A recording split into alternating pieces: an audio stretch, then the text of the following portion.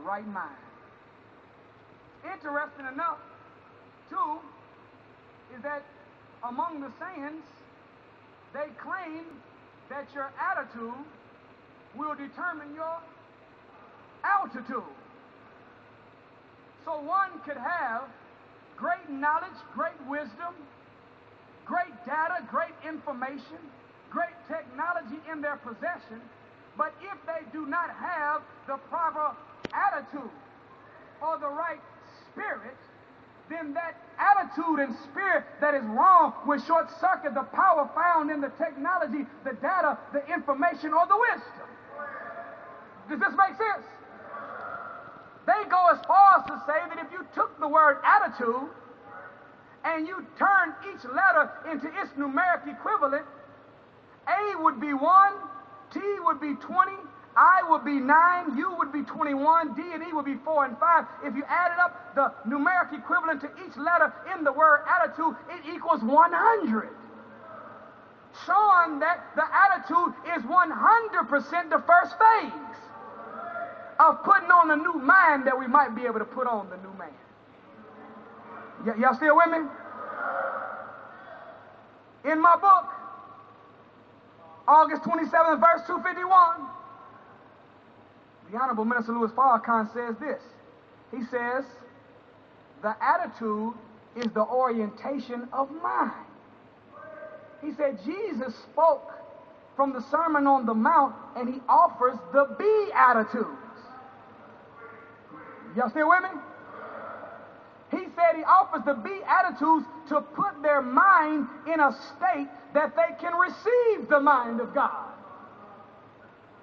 So whenever Willie Lynch and those that followed his foolproof plan, and they've been doing a good job following his plan, because we still are divided and conquered. Is that right?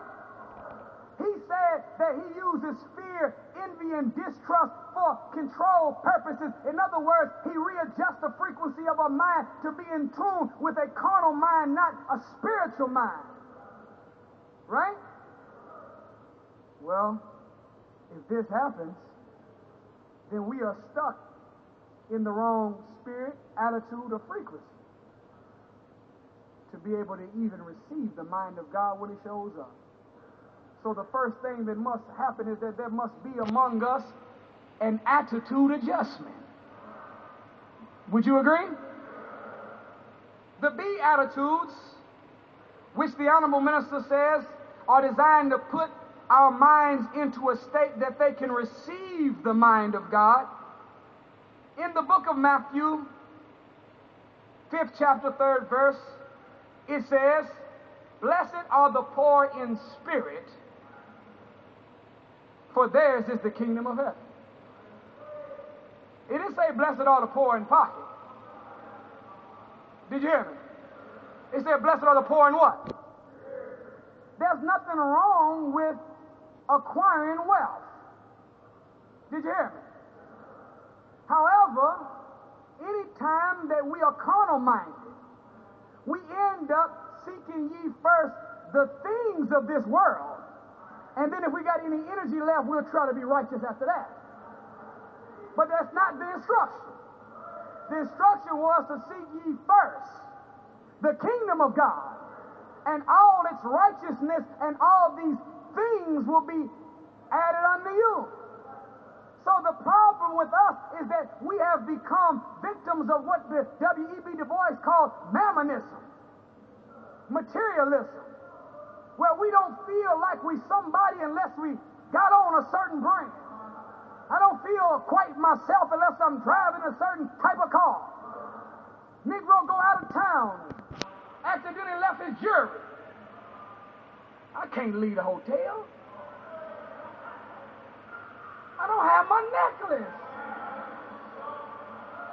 How am I going to go out there like this? Man calling his homies and gets them to FedEx and overnight it. Is that right? Then he put on his big necklace, and black people so crazy, we'll spend $150,000 on a charm and it'll have a McDonald's logo on it. $5,000 paint job with Skittles box. It's crazy. $6,000 paint job on a car and it looked like a box of Lucky Charms. $250,000 watch on our wrist, and inside of it is the Wendy's logo. And Wendy's ain't gave you nothing. McDonald's didn't give you nothing. Skittles didn't give you nothing. Lucky Charms didn't give you nothing. You're advertising on baby hair. And when that brother get that chain back, what'd he say? I'm ready now. Now, there's something wrong with us, brothers and sisters. We should be less interested in the jewel on our finger, and the jewel in our watch, and the jewel in our ears, and the jewel in our necklace. And we should be concerned with the jewel that we have in our mind that comes from knowledge, wisdom, and understanding. That's what makes a real man and a real woman. Righteousness and knowledge, not no daggone necklace. And we so crazy. We so crazy that we don't realize that there's a law that says whatever you do to get a thing, you have to keep up to keep the thing in that spot. Mighty funny that whenever we was in slavery, they had us bound by chains, hung us from trees, and beat us with whips. That's how they kept us in check.